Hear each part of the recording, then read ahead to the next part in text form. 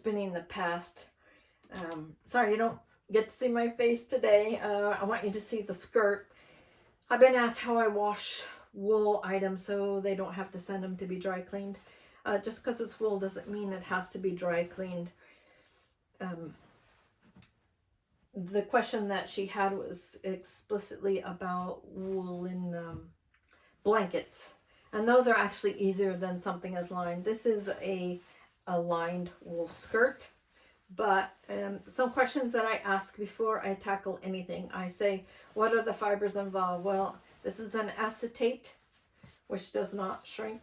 And this outer wool can shrink. The other question is this woven or woolen knitted? So this is woven. This is woven and then cut on the bias. So when they had it on the loom, it would have looked like that. The stripes would have looked like that. But they cut it at a 45-degree angle, and then you get this. Why is that important? Because bias things are very, very stretchable. They're very comfy to wear because they conform with the body and everything. Before all the Spanx and everything, the Lycras and everything, they would just cut things on the bias. Wool is naturally a bit stretchy as well, just the nature of the fiber. So today I'm going to wash this. Now when I say wash, ding, ding, ding, ding, okay, it's soaking. We're just going to soak it. That's all. We're not going to put it in a washing machine. We're not going to agitate it. We're not going to put it in a dryer. None of those. I use this product, product placement. I sell this. I love this product. This is Wool Wash. They make a product here, Wool Scour. And this is for when I wash fleeces or really, really, really dirty things. So how do you get a really dirty, something that somebody has rolled in the mud with? I would use that. But for just this kind of application, I will use this one. This is just a wash. And I put like not very much in it. This is, the basin is half full. The water temperature, I'd say, is body temp. When you wash wool, you really need to wash and rinse in the same temp. Wool garments, those are finished wools. You can treat the actual fleeces a bit harsher because they have so much lanolin and oils on the outside of their the individual fibers that you're trying to get that off so you can work with the actual wool. So this is ready to go. I filled up my basin about halfway. I put in a little bit of my wash. I don't want lots of bubbles and suds. I'm just going to place it in here. And I have to kind of soak it, put it underneath. The wool will soak up about 30% more than its weight. So it really is a great, I wish they had sponges because it's really a sponge. Okay, so I will just push this down underneath it. I'm just pressing the water that has a little bit of this, I wouldn't even call it detergent, wash in it. Now this is not a particularly dirty skirt. I only do my skirts about twice a year. I don't need to do that much because wool naturally brushes off a lot of the dirt. So I can see that there's enzymes in there. That's why it works at a lower temp, which is good if you're dealing with finished products that are wool. It's working through, and then I just press it down. I'm not going to agitate it. Agitating and hot water and dryers, everything will just turn your fabric into a felt pad, and we don't want that. And a lot of you have experience dealing with wools, and then why does it shrink? Why does it? Well, because you gave it lots of suds. You changed the pH. You change the temperature. So like if I put this in boiling water and then I put it in ice cold water, this fabric would felt. So, but I'm not going for that. I'm just soaking it. It really doesn't take too much. It's actually easier than washing a baby. So if you can wash a baby in the sink, you can do wool. And wool needs a lot less washing than a baby does. I'm just going to take this out. I'm dumping this out. If this were particularly dirty, as I said, I would use something like this. When my husband decided to do yard work in his wool t-shirt and got it just covered with everything, I soaked it in this for a couple hours and it just all came out. It was a white. I don't know why he was wearing a white wool t-shirt outside doing the yard work, but he was. So I'm trying to find the same temperature for my rinse. So I'm going to rinse, do a couple of rinses on this. And I'm trying to get it close to the same temperature that I washed it in. Okay, so I'm going to rinse this. Like I said, I'm going to just do two basic rinses. I'm just pushing it down. Push, push, push, push, push. That's all the agitation it needs. It really does. Okay. And because we didn't use tons of suds in here, we don't need lots and lots of rinsing and rinsing. And don't put it underwater like that. The water doing that acts as an agitator. So don't do it. Fill up your basin, and then you can then put in your product. So what I want to show you is this. Again, I'm sorry about the product placement, but I really do use these things. So this is Beyond Soft. This is the same company. This is the baby line because it has no scent in it. So if you're allergic to scents, you get the baby line. You're not allowed to have scents in the baby lines. That's what they told me. But this one has scent. So the power lines, the fiber wash lines, but this doesn't. And I just have it, and you can see I use it, and I'm just using a teeny bit. Why am I using a conditioner? Because this is a bit fuzzy. The skirt is a bit fuzzy, and I just want to calm down the fibers.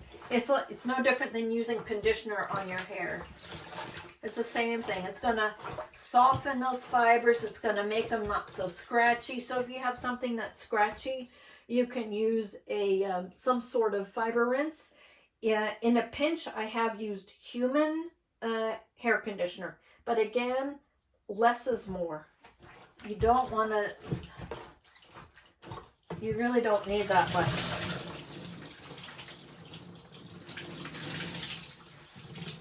And that is about it. So,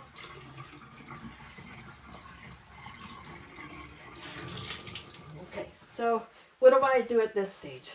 So, it's pretty drippy. At my other house, I have a clothesline in the basement.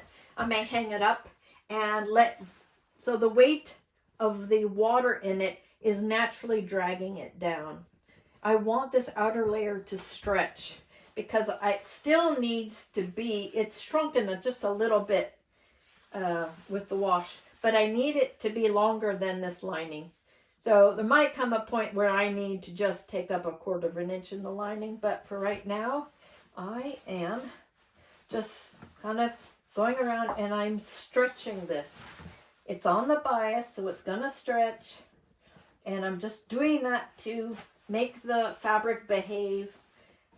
Say, okay, I know you shrank a little bit because you have naturally curly hair.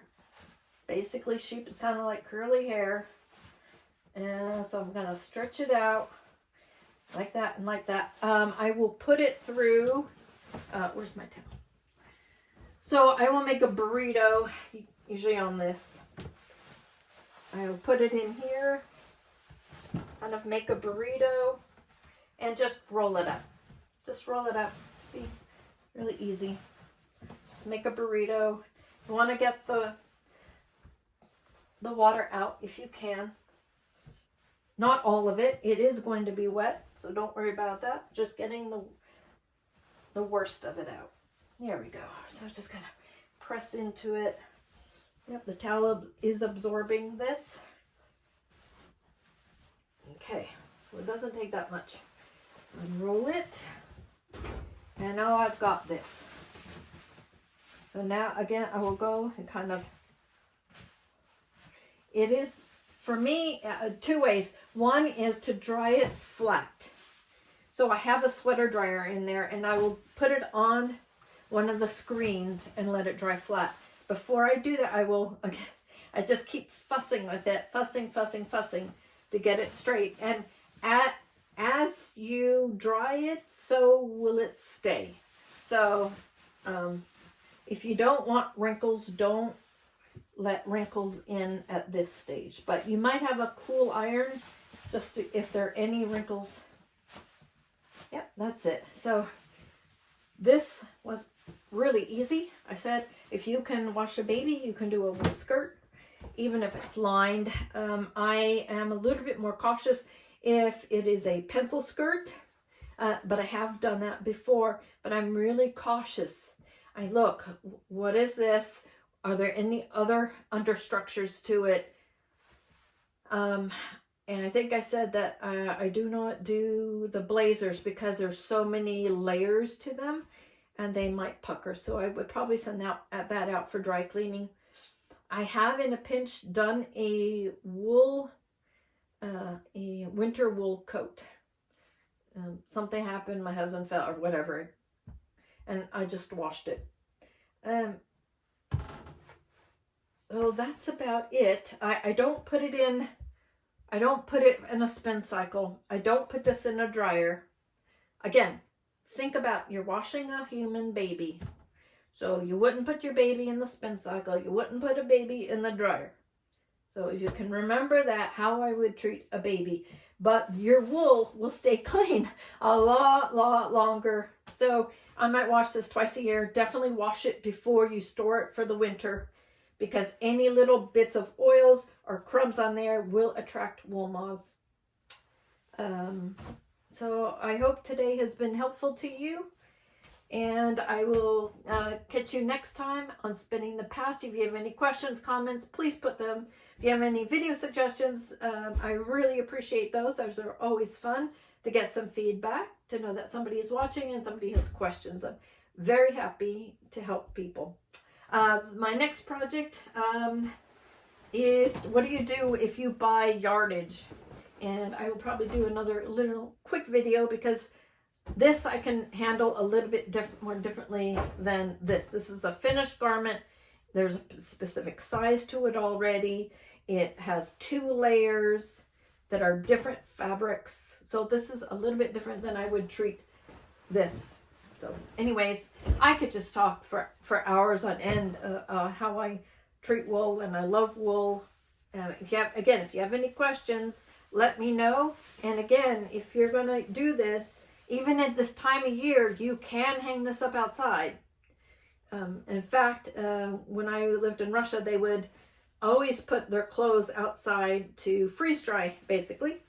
That's perfectly fine. But if you have someplace to hang it up nice, that would be good. I will kind of fiddle as it dries and just make sure that, see, it's like setting hair. You kind of, you fuss with it and everything, and as it